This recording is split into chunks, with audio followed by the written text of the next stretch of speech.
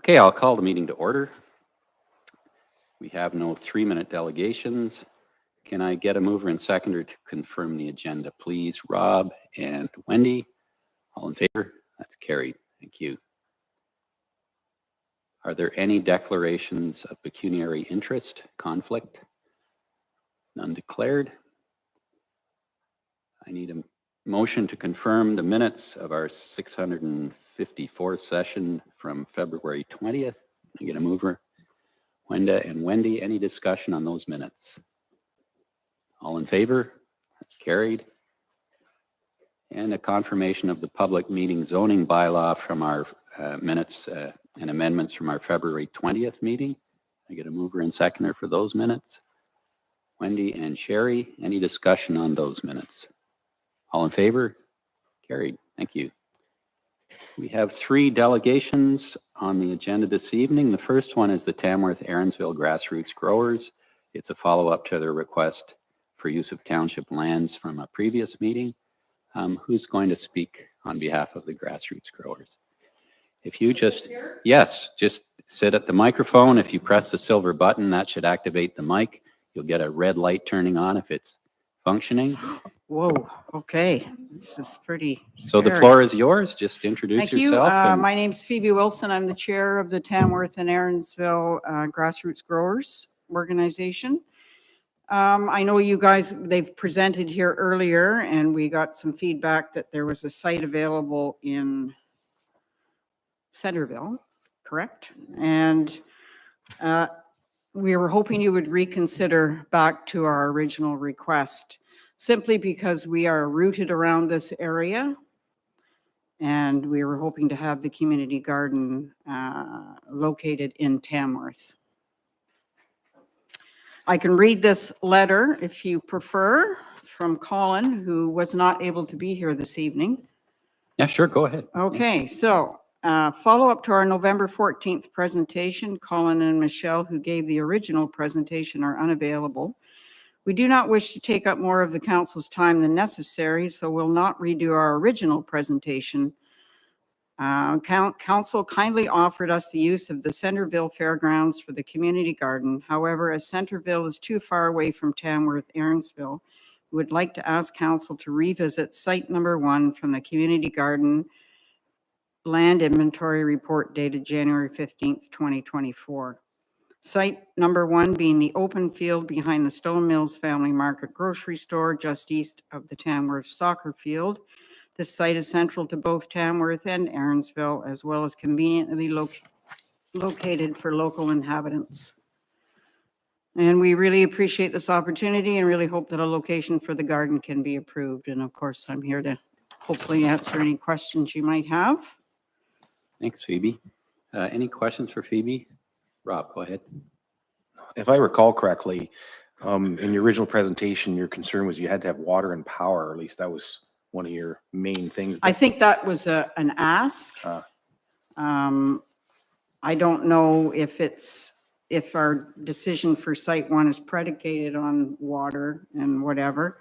I mean, we'd have to work something out. There's ways to do that.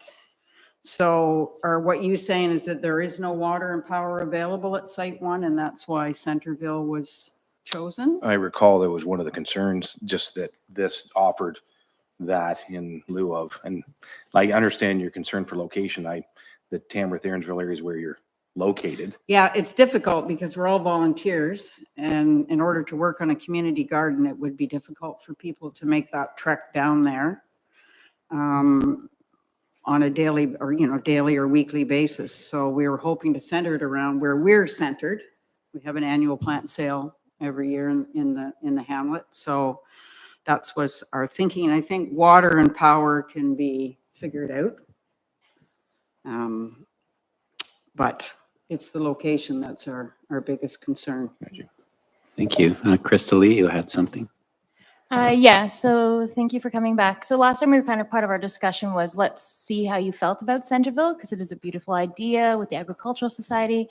But last meeting, I also did say when we saw the presentation of all these places, I thought, I'd like to see these gardens in all of our communities. And John astutely said, if we want these gardens, they have to be led by the people in those communities. So I think this is the perfect opportunity for us to have that first kind of local community garden led by people near where they live.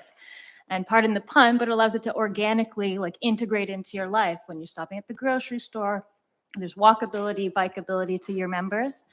I also think we have a report coming in later tonight under new information from public health, and it's about food insecurity. And 1 in 6 people in our public health catchment are food insecure, means they cannot afford or have access to healthy food. So I think it's a great way for us addressing that local issue.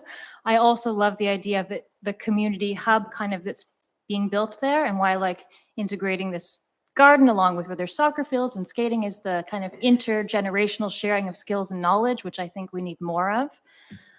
So if the water and power is not like a holdup for you, I would propose that we move ahead with location 1 for a period of either 3 or 5 years. We can review it in that time, because I know part of the hesitation on site 1 is, does that land have a different use in the future?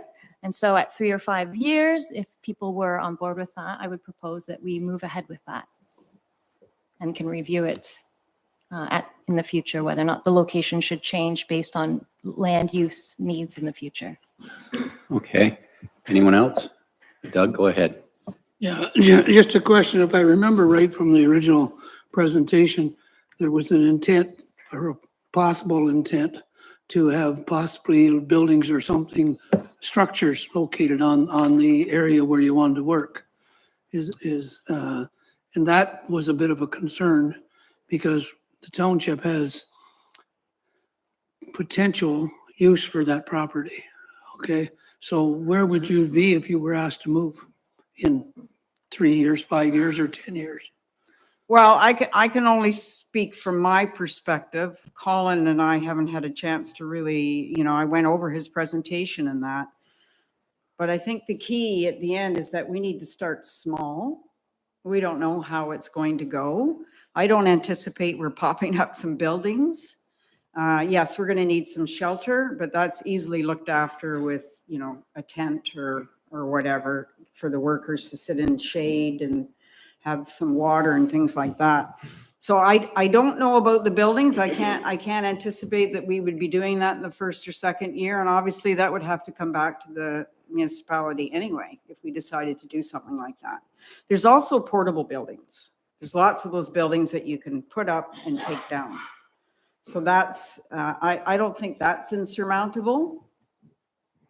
We are planning on having some raised boxed beds for people that can't bend, things like that. So we're going to have a combination of things of, beds on the ground and raised beds for people that can't get down on their hands and knees or weed or things like that. That's, so different ways of doing things. But I don't anticipate that we're going to pop a building up there right away. If that is a concern. I mean, I think we can provide people with shelter fairly inexpensively through tents. We're going to have water there anyway. I mean, there's those big tanks of water, and most people bring their own water. So I think we're not certainly, unless Susie can answer that, or Mimi, I don't anticipate buildings. No, as you say, some kind of shelters will work quite well. Yeah, I think that's doable. Okay. Sherry. I'm just sitting here thinking, is it possible for you folks, and I know, well, it feels like we're nearing spring, but anyway, I know you probably want to get going or at least planning. Is it possible for you to sort of have an actual proposal of exactly what you want to do so we know fully what we're saying yes to? Yeah, I think that's a bit of a challenge. That was my request as well to the coordinator, is we have to have a plan. And as far as I know, they're working on it, but they don't have it available this evening. I completely understand what you mean, and we do have to have a plan, but there's a lot of discussion that has to go around that plan with the members of the committee and making sure we're all on the same page. So that's going to take some time to get that resolved. And I'm assuming that would have to be approved by you guys.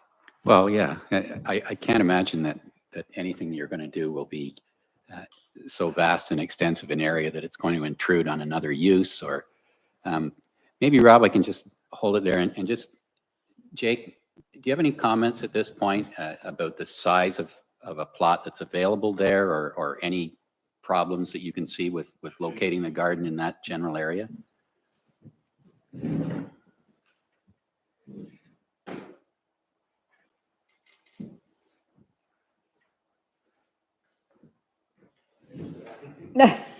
You'll have to Use walk. mine, Jake.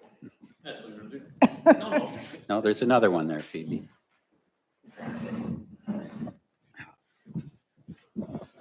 Yeah, through your worship. I think it was mentioned in the last meeting, there's some planted trees that are kind of 3 or 4 feet high growing up in there. We'd have to potentially go in and remove and maybe replant them somewhere else. One thing that just kind of jumped to mind, I'm with Councillor Milligan right now, and it's just hard to envision, like, where are they going to park? Are they going to walk from the food land down to it? Are they going to kind of go in the back behind the soccer field? It'd be nice to know little details like that, what the plan and access of that property is. Soil conditions, I'm not sure either, right? I know when I was planting the trees, I physically planted the trees. It kind of seemed to me that the spade shovel wasn't really liking it in terms of there's a lot of rocks.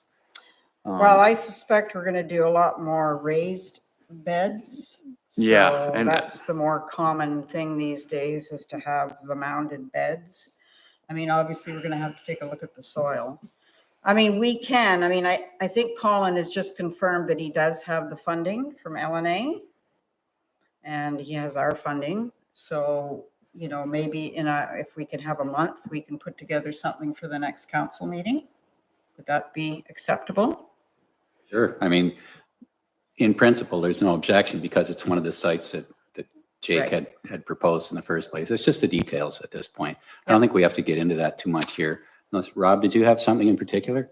I think you've already elaborated on it, but something came to mind, Jake, and I would have to look at it. But we have the M&R property, and I know that we don't own it, but we utilize it with the playground.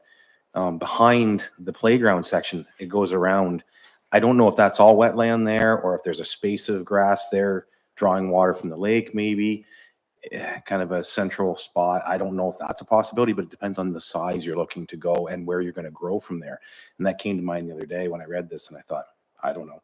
But again, without knowing how big and room for expansion, that's a question mark. Yeah, well, I think I'm waiting for that as well as the chair. So that was one of the things that was requested of the committee, managing this opportunity. So if you can give us a month, we'll get something put together. Yeah, Jake, go ahead. Yeah, through your worship. Yeah, that's an interesting idea, Rob. When I put together that report, I thought that kind of was my mandate to go and look at properties that we do own. So I didn't really consider, we own a thin sliver of land where in Aaronsville where the train station is. It's only 66 feet, I think, in width, kind of the building and a little bit more. So I didn't really consider that property because it was,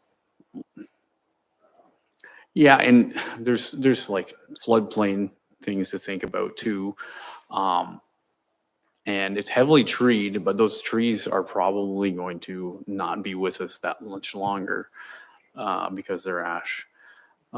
Anyway, so yeah, there's a lot to consider. That's an interesting idea.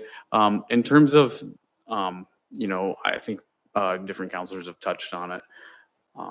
That there was maybe, future plans that land could be allocated in some other, a lot of those meetings, I'm just a building inspector. I wasn't really a part of in terms of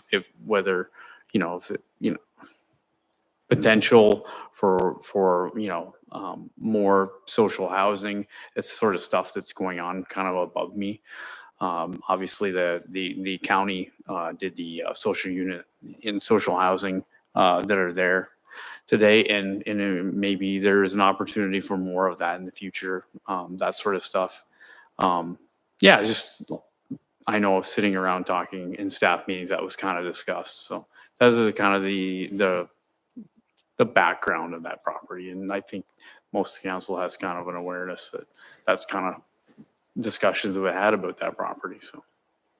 Okay, thanks, Jake. Anyone else at this point? So I think by consensus, there's no objection in principle to relocating at that site one, we'll call it. If your group could just get us details in consultation with Jake. In the meantime, we've got another council meeting on the 18th, and I think it's the first Tuesday in April is the subsequent one. The way the weather's going, you might want to be tilling by that time. So yeah, as soon as you can. Yeah, I mean, they've got to put together that plan. Yeah. 'Cause we want to know too. Sure. You know, we've got $6,000, which I think is a really good start. Mhm. We don't need to go, gangbusters right away. We just got to feel our way. But I think we need to do some soil test samples and things like that so we know what we're dealing with. Yeah. But yes, so if you could give me a time, next council meeting, we'll have something. If you can, together that's for the you. 18th, I believe. Okay, Okay. 18th of April. Yeah. Okay. Thank you, Phoebe. Oh, sorry. Yeah, March, sorry. Oh, well, I can't commit that because I don't know about Colin. Okay, the so- first meeting in April would be, I think, the 4th. I'm not sure exactly. It's a Tuesday because the Monday's Easter holiday. Is it the 2nd? Okay. Okay, so April the 2nd Yeah, is the it next. gives you a month. Okay, so will we be on the agenda? Do I need to do anything? You for need that? to apply to be on the agenda. Get in touch with Brandy. And Okay, yeah, okay. Thank you, Phoebe. thank you. Thanks, Jake. If I may, just so we have clear direction, I have a motion prepared Yeah. to reflect. Do you want me to read it out? Yes, yeah. Brandy's got a motion to reflect our consensus decision here.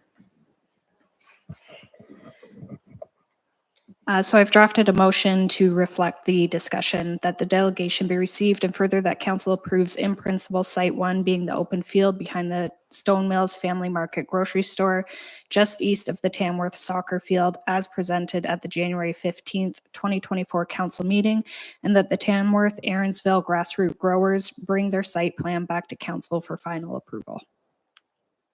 Can I get a mover? Krista Lee, seconded by Sherry. Any further discussion? All in favor? It's carried. Thank you. Thanks, Brandy.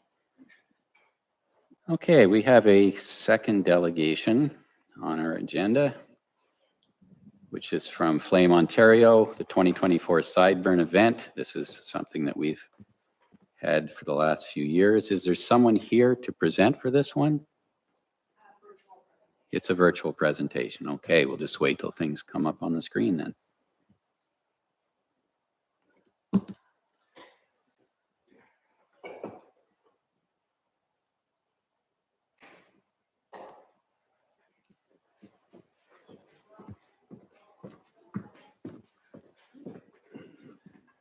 They're on whenever you want to address them. Okay, so welcome.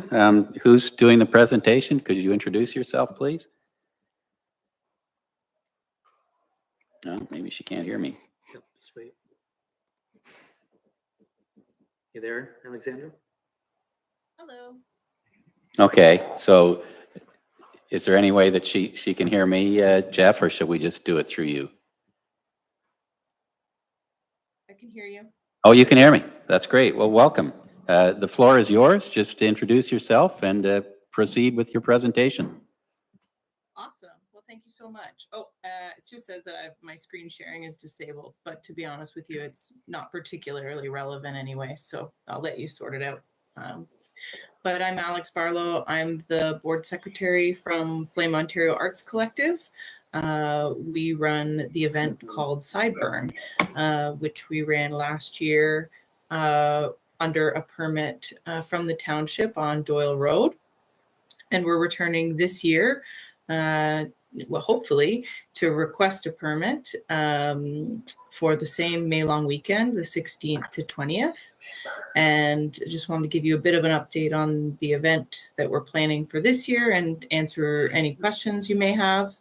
I believe most of you were likely here last year when we came and presented regarding the event. So some things may be something you've heard already, but I think I can share my screen now.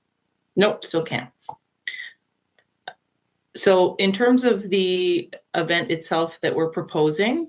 We're same organization, same name. Really, the only verifiable difference that we're going with this year is we're asking for a marginal increase to the overall event population, increasing it to 900 people from 800. Last year in total, we probably maxed out about 750 people on site. So we didn't quite get to the full numbers. Here we go. So we're asking for a slight increase. If you're not familiar with, Sideburn at all, we're what's called a sanctioned regional Burning Man event. Burning Man is the event that happens out in the desert out in Nevada. It's an 80,000 person city, temporary city that comes together for the period of a week. They are guided by some core principles, which I can certainly talk about, but we are sanctioned by them to run our own regional small event, obviously not 80,000 people, but within the same sort of core components and mandate as the Burning Man event in Reno abides by as well. There's about 300 regional events globally, and we're part of that community. So the board that I'm here representing today, we're a group of 12, and we have a pretty healthy not-for-profit that operates year-round just to put on this event. Obviously, with the name Burn in it, we do set some things on fire. We have 2 large art structures that we commission every year for the event, and we set one on fire on Saturday and the other on Sunday. And I can show you what the 2 art pieces that are being proposed for this year look like. This is our one for Sunday, commissioned by an artist out of Toronto. And this one is our art piece for the Saturday night. And I believe it's a group out of Ottawa leading that installation. So a bit of a unique event in that regard. And obviously we're looking to create the opportunity for participants to come and unplug for 4 nights in Stone Mills.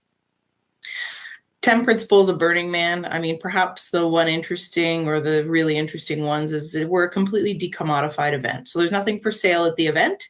Everyone brings what they might need for 4 days of camping in a May long weekend, which last year was everything from a snowsuit to, a swimsuit and your rain boots. Everything that we set up there, we also take completely off site at the end. We aim to be what's called a leave no trace environment. So obviously we've been holding the event on Doyle Road. I think last year was our 3rd iteration at that location. We would love to return. For me personally, a real pleasure to present this to you and to help organize this event. I grew up in the region. I took swimming lessons at Vardy Lake. So it's nice to come back and put on this event that brings so many people to the community. So our theme for this year is Constellations. That was created and voted on by our community. As I mentioned, still the May long weekend, so the 16th to 20th of May this year. Only difference really to the overall event permit is our request for up to 900 people. We've already been in touch with our porta potty vendor. That's really some of the main infrastructure. We sell the tickets, we bring the box for the event, and the participants bring everything else. And when they're done, they pack it up and take it home with them.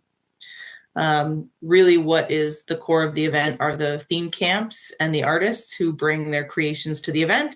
This is a picture from one group last year who had a tent that was sort of a bespoke 1940s bar and museum, kind of a neat space. We have 30 other sort of interesting creations that we expect to attend this year, and they've been doing applications to come and all of that. Big art event, obviously those large pieces as you saw, we provide a grant to build those. Art just generally at the event is a major piece, so we provide about $25,000 a year in art grants. for Canadian artists to bring their either burnable or just neat LED art or paintings, workshops, whatever to the event. But we continue to have a pretty robust safety operation. So we have a safety team, a first aid team, and a fire focus team. You know, the operation has full event radios. We have an emergency response structure. Of course, we work locally with the county and yourselves to ensure that everything meets the permit requirements and safety requirements.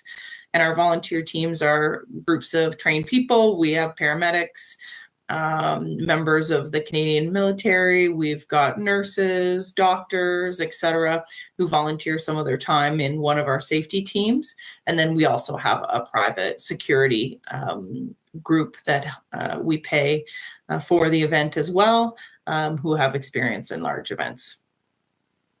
And, you know, we want to be good neighbors. We put in place a lot of policies around sound and garbage and being safe with their fires. This year probably will be about $15,000 in total that we spend locally on infrastructure. And we also encourage our attendees to you know, shop locally and support Stone Mills as well. And I'm happy to answer any questions you might have or address anything you might want to ask us related to our permit. Thank you, Alex. Any questions or comments from council? Wenda, go ahead. Hi, Alex. Nice to see you back. Just a quick question. In years past, you've had a fair amount of public input and comment. I'm not hearing that or even seeing that so much tonight. So I'm wondering, last year, do you actually go out after the event and speak with the neighbors and find out what their level of satisfaction was with the event and what could you do better and that sort of thing? And if so, could you share that with us tonight? Absolutely. Well, I had two instances of feedback. One from an individual who called us on Sunday night on our phone. So we do distribute a notice to all locals, about 150 notices, you know, in and around the event property. Notifying them of the event and providing them with our phone number.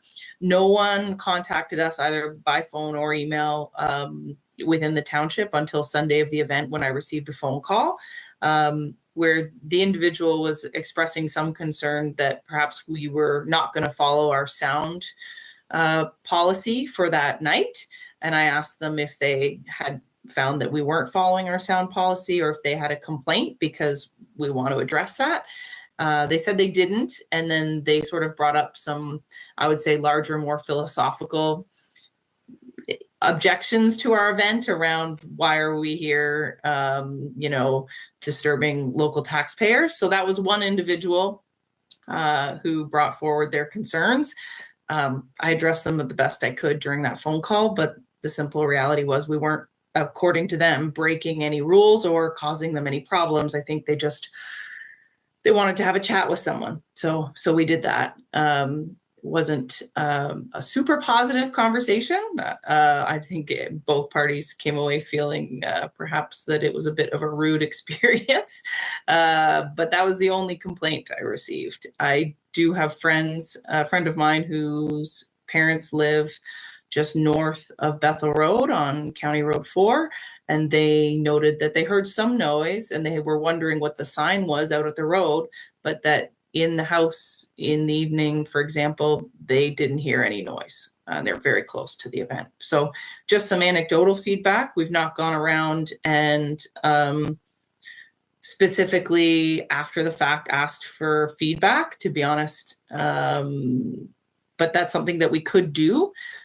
Perhaps it could be something we include in the notice, is a link to where they could find a survey to provide us feedback. Most people are just curious about who we are and what's going on. That's been my experience. Thank you. Anyone else? Okay. How soon do you need a decision on this, Alex? Can we do one tonight? Is there any problem with approval? Any objection, council? Okay. What would you like to see us in a motion then, Brandy? If I may, Reeve Wise, if you just want to move to receive the delegation as presented, they've submitted their permit application, so that will go through the process internally with staff for approval. Okay, that's fine. Can I get that motion? Doug? And Sherry, any further discussion? All in favor? That's carried. Thanks very much, Alex. Thank you. Have a lovely evening. Thank you. Okay, and our third and final delegation is from the LNA Ridge Runners Club, the Snowmobile Club. And I don't know who's doing the presentation or what it's about. Would one of you gentlemen come to the table? Yeah, sure, yeah, as long as you don't all talk at once. So to activate the microphone, you just press the silver button. And are you going to be the speaker, Dieter, or who's going to speak? Actually, I'll start. Okay. Okay, go ahead. Good evening, members of Stone Mills Council, as well as ladies and gentlemen. My name is Keith Dawson, and I'm the president of Lennox and Addington Ridge Runner Snowmobile Club, a member of the Ontario Federation of Snowmobile Clubs. Thank you for allowing us the opportunity to discuss the future of Shangri-La Road. Good evening, everyone. My name is Dieter Eberhardt. Most of you know me, but for those who do not, I've been a local Ontario land surveyor for 45 years and now retired and a long time snowmobiler. Keith said that we're here to talk about the future of Shangri-La Road. After Jeff Thompson, manager of Public Works and Emergency Services, informed me a couple of weeks ago that the township intended to formally close Shangri-La Road. I assume that this decision was made in response to the presentation made by the council last July by the adjoining landowners Richard Podden and Carl Couture, and where I also had input on behalf of LNA Ridge Runners Snowmobile Club. There was no request in that presentation asking township to close the road. Hi, everyone. It's my turn. I am Bill Blenkinsop and a past president of the Lennox and Addington Ridge Runners Snowmobile Club, having held that position for about 10 years. I think it was just 10 and a quarter years.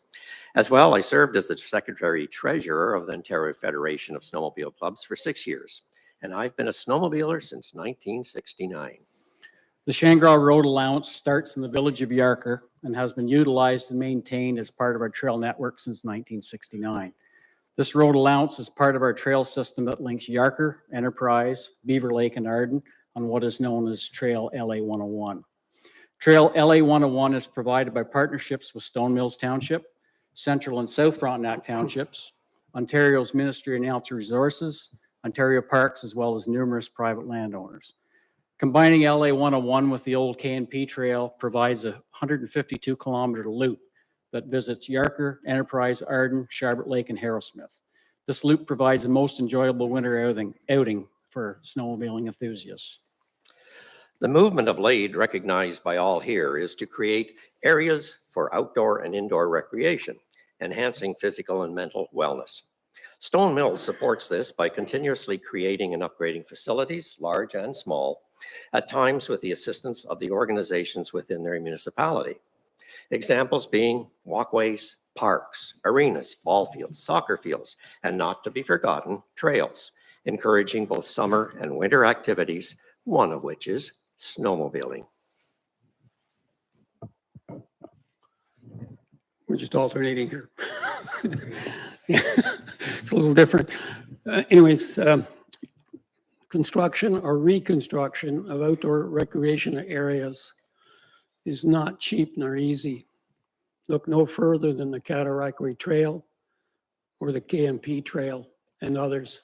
Expensive to accomplish, but well worth the efforts in the end. To members of the Snowmobile Club, Shangri-La Road is an irreplaceable main link in one of our major trails. You must recognize that we are only temporary stewards of road allowances. Who is to say what needs we will acquire in 10, 20, or even 50 years. We should not think far, we should think far beyond the present and not assume all the problems can be fixed with the stroke of a pen. There is need for positive dialogue, consultation, and just plain problem solving in order to get a very fair, achievable result acceptable to all parties.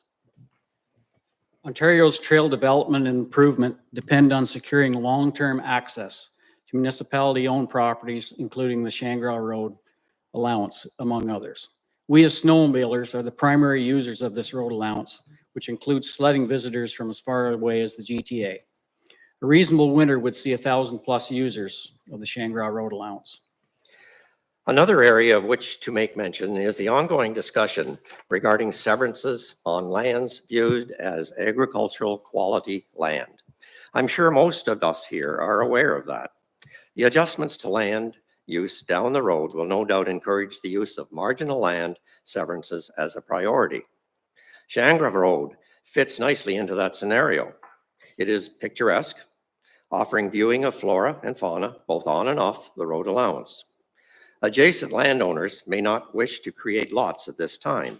However, in the future, subsequent property owners may well choose to do so. Who is to say? This road allowance is essentially in the village of Yarker, where development is already advancing in that direction in recent years. Please let us look to the future. To address liability of the township, Shangri-La Road is used in the winter months by snowmobilers. The Ontario Federation of Snowmobile Clubs, OFSC for short, provides third-party liability coverage to a maximum of $15 million on all prescribed OFSC groomed snowmobile trails. To be noted that once the trail is groomed, hikers, skiers, dog walkers, etc., do make occasional use of Shangri-La Road as well.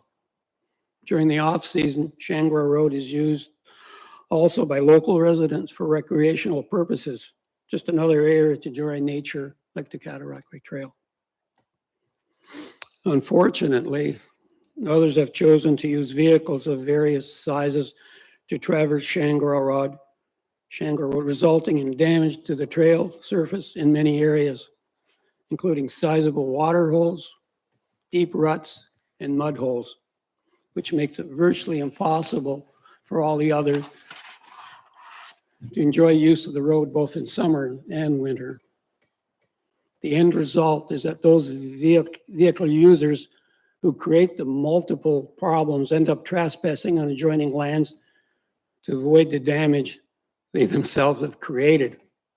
So for some nice folks, their recourse has been to ask for help from the township. That was the delegation by adjoining landowners, Richard Bowden and Carl Couture, who made their presentation to council last July. If I may quote from a court case that dealt with damage caused on a road allowance, decided in favor of the municipality, judge in his decisions said, and I quote,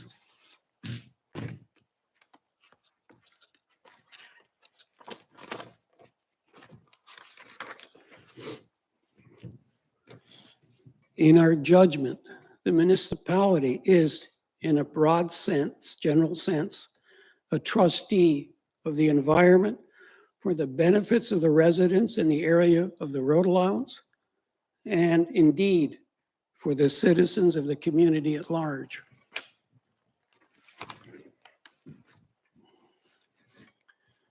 Good advice, I think, that should be considered seriously. Road closing and disposal is not the answer. At best, it takes time and is costly to all concerned. The summer season is coming, and we feel for those affected. Gating Shangri-La Road and allowing only authorized users is the answer, which should apply to any road deemed unfit for vehicular traffic due to safety concerns. It is a reasonable response by the municipality.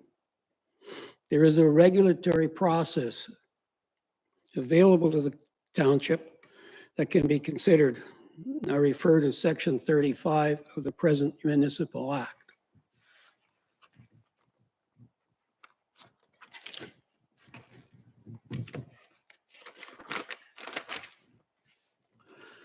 Section 35, restricting common law use of passage.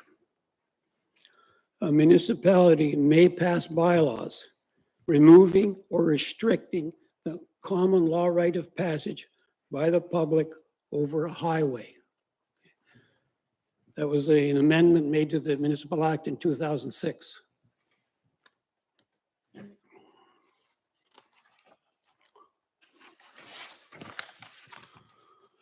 A noted legal authority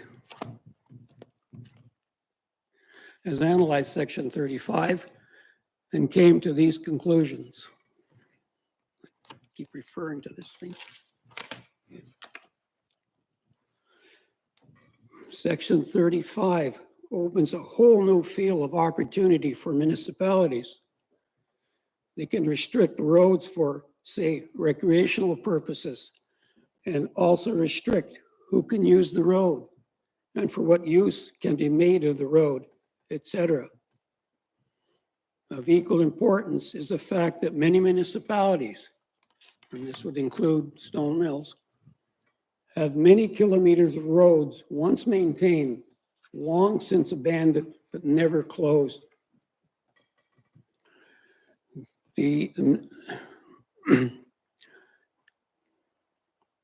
Never closed, which can be dealt with by using interesting innovations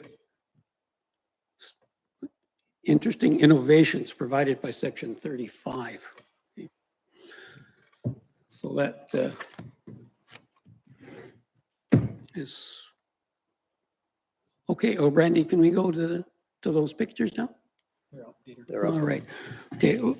Let's look at some abandoned roads no longer maintained municipalities. What? Yeah. That's right.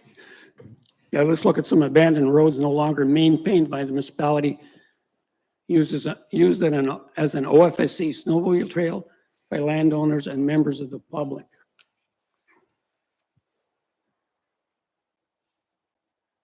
There you go. Okay, can you back up one? All right, good. Okay, this is the first one. This is the Sheffield Road Allowance at the 9th concession in the Enterprise. It's gated, used as a prescribed OFSC trail and by local landowners. The next one, please, Jeff. This is Britton Street, Village of Enterprise. It's ungated, used by landowners and by snowmobile trail. Next one, please. This is an abandoned road at County Road 1 at the Colebrook Road. It's gated, landowner use, and it is prescribed OFSC snowmobile trail. Next one, please. This is another abandoned road at Empty Road at Wilson Road. It's gated, landowner use, and it is a prescribed OFSC snowmobile trail. The next one. This is a road allowance at County Road 1 to the Department of National Defense property. It's ungated. It's a prescribed OFSC snowmobile trail, local landowner and general public use. Next one, please. This is a road allowance, the end of Love Road. It's at County Road 4. It's ungated. It's a prescribed OFSC snowmobile trail, landowner and general public use. Next one, please. It's the road allowance. This is the end of McEwen Road at County Road 5. It's ungated. It's a prescribed OFSC snowmobile trail, landowner and general public use. And we have one more, please. This is the abandoned road north of Bethel Road to Vardy Lake. It's ungated. It's a prescribed OFSC snowmobile trail, landowners and general public use. Okay, we're done with that. So What we're saying is gating is only done when and where circumstances would dictate. This practice to ensure the safety of users and to stem trespassing of individuals onto private lands. We feel that this is not a lot to ask for. We are totally aware of incidents involving gates, as I believe you are. There are always other factors involved, not just the presence of a gate. In this instance, a gate would be situated in a very visible, accessible, and a safe location. So in conclusion, the Lennox and Addington Ridge Runners have historically repaired damage done on the Shangri-La Road allowance by unauthorized vehicle traffic. In 2022-23, our club spent $1,800 worth of material and machine time to restore the roadbed in order to allow our grooming units to prepare the trail. Unauthorized off-road vehicles travel through ruts and water holes, be it on municipally owned or privately owned properties. The installation of seasonal gates on this 40-foot road allowance would not allow use by unauthorized vehicle traffic. Lennox and Addington Ridge Runners would provide some funding for gates and signage as per the July 2023 Pod and Couture presentation to council. If approved, this work would be completed under the direct supervision of the Township's Works Department. Cooperatively, this issue could be resolved. And to quote a wise man, he said, "A big hammer is not always required to eliminate a fly." Thank you again for allowing us to present. Thank you very much, gentlemen. Any questions or comments from council at this time? I wonder if Public Works Manager Thompson might have a few comments or questions for the delegation. Thank you, through you, Reeve-Wise. I have met with the property owners a couple times. I have met with Dieter and Mr. Fenwick a couple times in phone calls. I propose that we sit together maybe and come up with a proposal. I was, myself, I'm not for a gate or putting any kind of barriers in the road allowance. So that's my position. If council wishes to go otherwise, I'm okay with that. But I think we should sit down together, come up with a reasonable solution, and report back to council. One thing to note that wasn't in the presentation, 1,000 meters in on Shangri-La Road, it goes to an LUP. It goes on private property. So it comes off the road allowance. How long a stretch is on private land of the trail then? I would say about half of it, Dieter, is that correct? Yeah, yeah, 1,000 meters, yeah, north of Bethel is where we turn right onto the property. It's owned, used to be owned by Al, and it's now Gene Gordon. And we run completely across their property to the old rail bed, which is M&R property, and then from there it's M&R property all the way to Vardy Lake.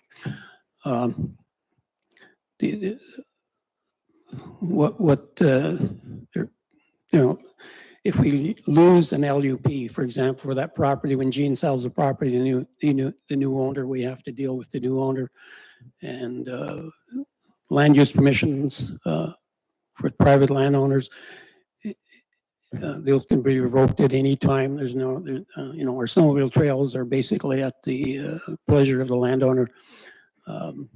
Our position has always sort of been that because Shangri Road is a public road, if we lost that LUP, we could extend our trail right through to Bethel Road, and then it's just a matter of going less than a sort of 150 meters and then hook up to the old rail bed again, you know, which is possible. So that's sort of our position, you know. And one more thing, Yeah, go ahead, you, Jeff. Reeve-Wise. Yeah. I did meet with the property owners, Podden and Carl Couture, and that's where the road closing topic come up. And they were willing to put it on title to give ridge runners access for an LUP. Okay. But I would like the opportunity to sit down together with the two groups. That sounds like the And, best next step. Yeah. Yeah. I think that's what's got to happen now is sit down with Jeff and you folks and see if you can find a solution to the issue. Any comment from council on that? Yes, Rob, go ahead. Just a small one. Thanks you for clarifying a lot of this. And I know that the LNA Ridge Runners do a lot of community work and you work hard on those trails, keep them cleaned up. I know for a fact that if it weren't for the work that you folks put together on these trails, that a lot of these trails would be cleared and paid for by taxpayer dollars. So I know that having you around looking after this, that those people that walk and enjoy our trails in the area owe a lot to you. And I want to thank you for that. Thanks, Rob. You know, when you think about it, the Cataract Trail is really the major public trail in this area. And over the years, LNA Ridge Runners have input probably close to $80,000 into the trail surface on that, you know, to make that a well-used trail that's available to everybody. Yes, I appreciate that. Thank you. Yeah. So what do you need in terms of a motion, Brandy? Just receipt and recommend that the Ridge Runners sit down with Public Works Manager Thompson and the landowners if possible. Would that suffice? Okay, Sherry, do you want to make that motion? Is someone second it? Crystal Lee, all in favor? That's carried. Thanks very much. Okay, thank you. Thank you.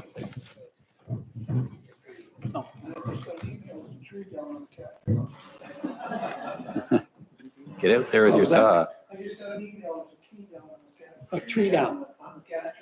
Yeah. Okay, yeah. Oh, great. Okay, thanks very much. Bylaws and resolutions, item 6.1. 2024-1230 being a bylaw to adopt the 2024 budget. The recommendation is that being a bylaw to adopt the estimates of all sums required for the 2024 budget be read a third and final time, and that the Reeve and clerk be authorized to sign and seal. Can I get a mover and seconder for that, please? Doug and Wenda, any discussion? All in favor? That's carried. Hooray, we passed our budget.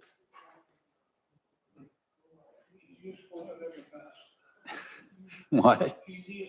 It was easy.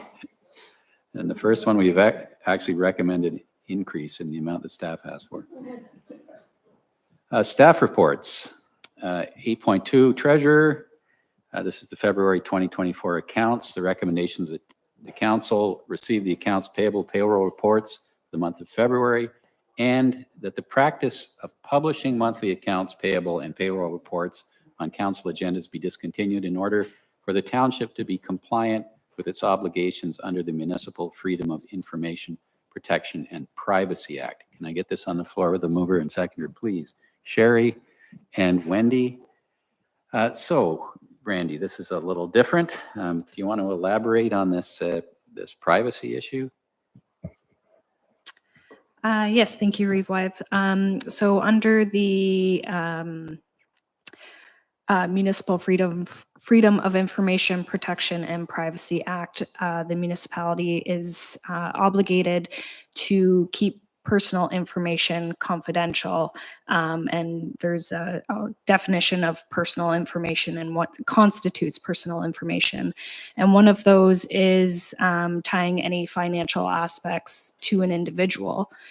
So in the accounts payable reports, they have to be heavily reviewed and information pulled out. So we are in compliance with that and not revealing payments that have been made to individuals for, if it was like a part-time contracted employee, or there's the other obligation of protecting third-party pricing. So sometimes when the municipality goes into an agreement with a supplier, we're not obligated to provide the pricing that they're providing, because it can influence, and trying to get the right wording, like the competitiveness of the service that they're providing, so it can provide an opportunity for someone else to come in and provide better pricing. So the recommendation is to do away with that, just so we remove the chance of error in not redacting certain information that shouldn't be released. Council, if they wish to see those reports, staff can always print them or send them to you via email. Thank you. Any questions on that?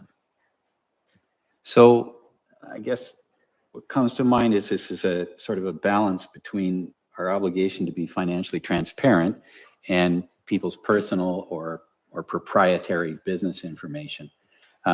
Would the accounts still be available under a freedom of information request, or would there still be a limit to what could be provided due to those issues? There would be a limit in what could be provided. Anything that is coming out of accounts payable has already been approved within the operating budget.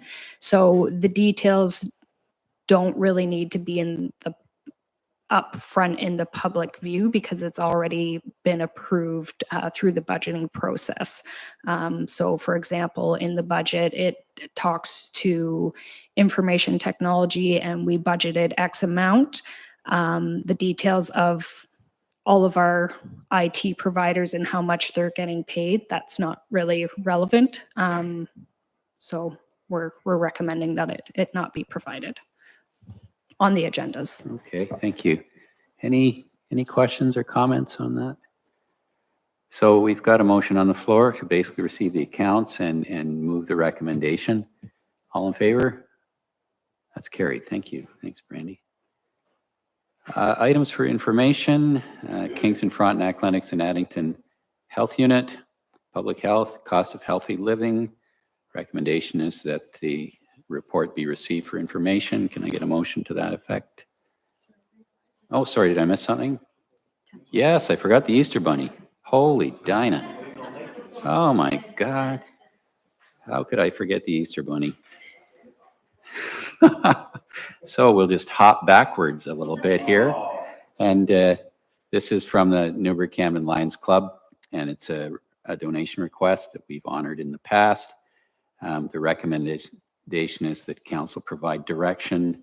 Can I get a mover and seconder to provide direction? What is your direction? And you're seconding that, Crystal Lee. Any discussion? You need something else as well? Sorry, can I just ask for clarification? So historically, they've asked for a donation for their Easter Bunny event and for their breakfast with Santa. It would make sense if we just included both if that was council's wishes. That's not some religious conflict to mention the two in one motion. Are you willing to add that to your motion, that Santa be included?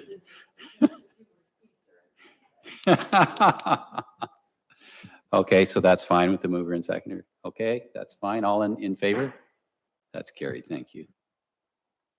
Okay, now the cost of healthy living from the KFLNA Public Health Unit.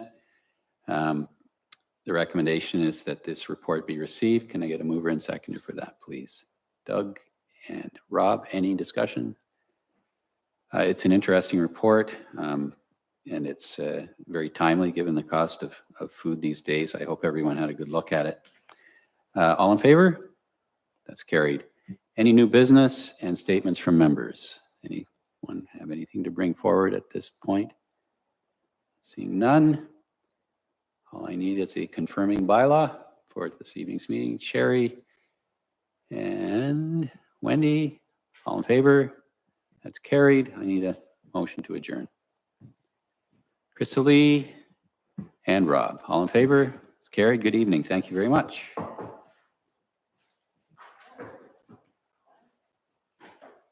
Yeah, we got an hour.